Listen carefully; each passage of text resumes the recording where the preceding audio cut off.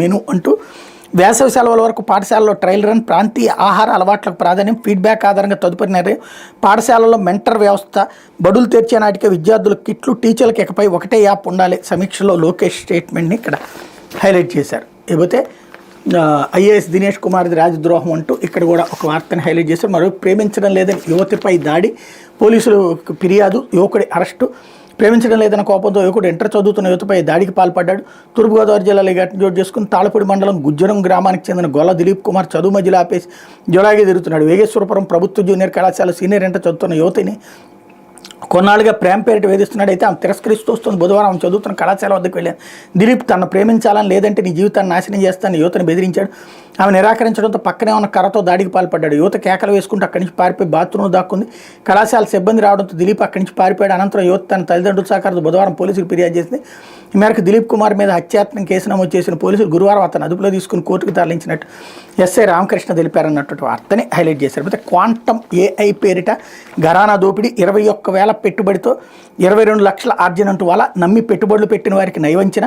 తెనాలి సహా పలు ప్రాంతాల్లో సైబర్ బాధితులు పట్టించుకొని పోలీసులు ఫిర్యాదు రాలేదని వెల్లడి.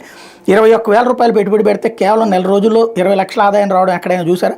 పైగా మీ పెట్టుబడులకు 100% గ్యారంటీ, 100% వృద్ధి, సంపాదించిన దాని మీద 0% ట్యాక్స్ అంటే ఎగిరి గంతేయకుండా ఉంటారా? ఇదంతా చెప్పేది ఏదో గుర్తింపు లేని కంపెనీ అయితే పెద్దగా పట్టించుకోరు. గూగుల్, ఇన్ఫోసిస్ వంటి దిగ్గజ కంపెనీల సీఈఓలు, కేంద్ర ఆర్థిక మంత్రి, ఆర్బీఐ మాజీ గవర్నర్ వంటి వారు చెప్తే ఎవరు నమ్మకుండా ఉంటారు?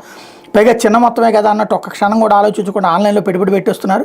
అయితే పెట్టుబడి పెట్టాక నెలలు గడిచినా తమ ఖాతాలో ఎలాంటి అదనపు డబ్బు జమ కాకపోవడంతో ఆ తర్వాత జరిగిన మోసం గురించి పెట్టుబడిదారులు లబోదిబోమంటున్నారు. దీనికి కారణం ఆర్టిఫిషియల్ ఇంటెలిజెన్స్ సాంకేతిక పరిజ్ఞానంతో సైబర్ ముఠా చేస్తున్న నయా మోసం. ఎక్కడా చిన్న అనుమానం రాకుండా వారు చేస్తున్న మోసానికి చదువుకున్న వారు, సాఫ్ట్వేర్ పరిజ్ఞానం ఉన్నవారి బాధితులుగా మారుతున్నారు. తాజాగా తెనాల్లో ప్రభుత్వ ఉద్యోగి 21,000 జమ చేసిన తర్వాత మోసపోయామని గ్రహించారు. ఇదే తరహాలో ఏఐ టెక్నాలజీ మోసానికి గురైన వారు మిగిలిన ప్రాంతాల్లో చాలామంది ఉన్నారని తెలుస్తుంది. కృత్రిమ మీద నడ్డు పెట్టుకుని తేలిగ్గా డబ్బు దోచేసేందుకు ఏకంగా ఫేక్ వీడియోలను సృష్టిస్తూ ముఠా సభ్యులు రెచ్చిపోతున్నారు.